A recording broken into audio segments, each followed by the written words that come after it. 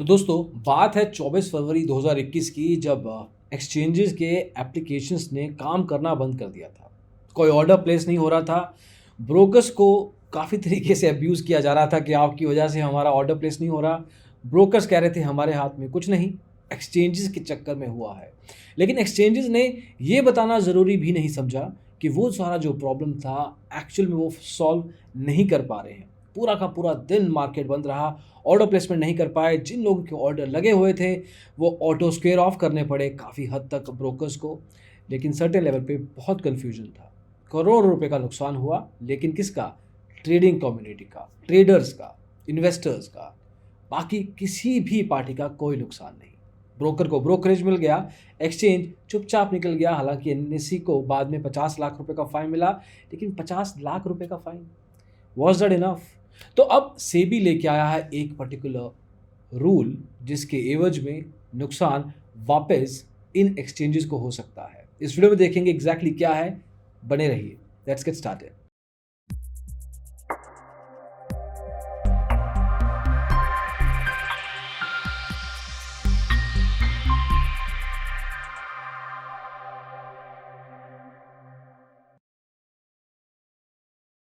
तो दोस्तों stock market में एक बॉडी है जिसका नाम है मार्केट इंस्टीट्यूशंस इंफ्रास्ट्रक्चर, MII। नाम से डरने का नहीं, इसका मतलब क्या है? MII में आते हैं एक्सचेंजेस, डेपोजिटरीज जिसमें CDSL और NSDL हैं, और आपके क्लियरिंग हाउसेस। ब्रोकर्स नहीं आते। तो एक तरीके से जो भी रेगुलेटर के साथ जुड़े हुए हैं अलग अलग बॉडीज, जिसमें एक्सचेंजेस हैं NSE, BSE, MCX, NCDEX, डेपोजिटरीज हैं CDSL और NSDL, भारत में दो ही हैं। उसके अलावा जो क्लियरिंग हाउसेस हैं जो ऑर्डर मैचिंग करवाते हैं। तो एक तरीके से ये तीनों इंस्टीट्यूशन के ऊपर रूल आया है। रूल क्या है? अगर कोई भी ऐसा इशू आता है जब ट्रेडिंग नहीं हो पाती because of some technical issue जिसका इंफ्रास्ट्रक्चर इन तीनों बॉडीज ने, चाहे वो डेपोजिटरी है, चाहे वो एक्सचेंज है, या वो क्लियरिंग हाउस के अंडर आता है, तो उस केस में विद इन 30 मिनट्स, आधे घंटे के अंदर इनको एज अ डिजास्टर डिक्लेरेशन देनी है, जो कि पिछली बार नहीं हो पाया था। पिछली बार पूरा दिन लग गया था, उन्होंने कोई डिक्लेरेशन नहीं की। लोग वेट करते रहे, ब्रोकर वेट करते रहे, बंद नहीं हुआ एक्सचेंज, तो दिक्कतें काफ़ी आई थी। लेकिन इस केस में बोल दिया गया है कि अगर आधे घंटे में अगला आपने डिक्लेयर नहीं किया तो क्या होगा? तो ये होगा कि जो भी बॉडी इन्वॉल्व है इस केस में, चाहे वो एक्सचेंज हो या कोई भी हो, उसको 10 करोड़ रुपए का फाइन देना पड़ेगा।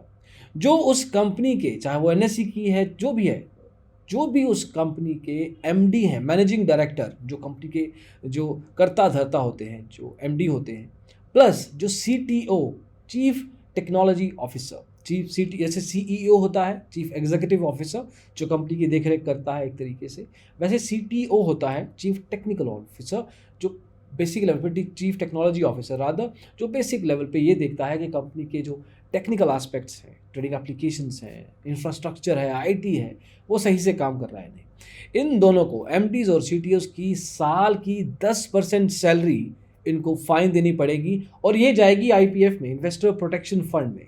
तो एक तरीके से बहुत स्पेसिफिक रूलिंग है, और उन लोगों को ही इम्पैक्ट करेगी जिनके हाथ में कंट्रोल होता है, जो एक्चुअल में टेक्नोलॉजी एस्पेक्ट्स को चलाते हैं, IT एस्पेक्ट्स को चलाते हैं। और अगर ये अपना काम ठीक से करें, अगर ये फोकस्ड रहें, अगर ये डिजास्टर, अगर इशू आ भी जाए लेकिन डिक्लेरेशन भी कर दें, तो सब कुछ सही रहेगा, किसी का नुकसान नहीं होगा। नुकसान लिमिटेड हो जाएगा, कम हो जाएगा। लेकिन ऐसा नहीं हो रहा था काफ़ी इंस्टेंसेस के कारण। तो आगे चल के मोस्ट लाइकली ये रूलिंग आ जाएगी जिसमें कि ये सब बॉडीज़, कंपनी तो जाएगी ही जिसमें 10 करोड़ का फाइन देना ही पड़ेगा, साथ में जो लोग दो मेजर लेवल पे इन्वॉल्व हैं, कंपनी के मालिक और कंपनी के चीफ टेक्नोलॉजी ऑफिसर, इन दोनों की जो सैलरी है साल भर की, वो 10% देनी पड़ेगी। अब शायद आगे चल के ऐसा भी कर सकते हैं, स्मार्ट खेल सकते हैं ये कंपनी के मालिक, कि अपनी सैलरी कर दें 1 रुपये और कुछ और तरीके से पैसा ले लें। तो हर एक चीज़ का लूप होल होता है, लेकिन सर्टेन लेवल पे एक प्रॉब्लम को सही तरीके से एड्रेस इस बार करने की कोशिश की है। और सबसे बढ़िया बात यह है दोस्तों कि सही समय के अंदर अंदर ही, फरवरी में हुआ था, हम अप्रैल में हैं, नहीं तो जैसे हम वीडियोज़ में देखते ही हैं कि 5-5, 10-10 साल लग जाते हैं कोई रूलिंग लेके आते हुए, कोई डायरेक्टिव लेके आते हुए। अब ये फरमान जारी हुआ नहीं है। एक तरीके से फीडबैक मांगी गई है कम्युनिटी से कि किस तरह से देखा जाए। हालांकि वापस जो जवाब आ रहा है MIIs का, उनका कहना है कि अगर आपने हमारे सीटीओज़ पे 10% फ़ाइन लगा दिया, हमारी इंडस्ट्री में ऑलरेडी लोग जॉइन नहीं करते, हाई जो अच्छे लोग हैं वो जॉइन नहीं करते क्योंकि चैलेंजेस बहुत हैं। अगर यहाँ पे भी फ़ाइन लगा दिया तो और लोग नहीं आएँगे। लेकिन फिर आप उन्हीं को हायर कीजिए जो कि रिस्पॉन्सिबिलिटी से काम कर सकते हैं, नहीं तो मत हायर कीजिए।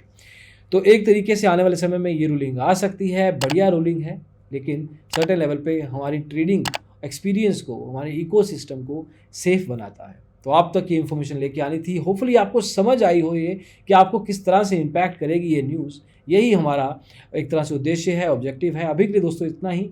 अगले वीडियो में जल्द ही मिलेंगे। स्टॉक मार्केट में कोई हेल्प चाहिए, डीमैट अकाउंट खोलना है, कुछ भी मदद चाहिए, डिस्क्रिप्शन में लिंक मिल जाएगा, यूज़ कीजिए एंड हमारी टेक्निकल टीम आपको हेल्प करेगी। Thank you so much. Bye.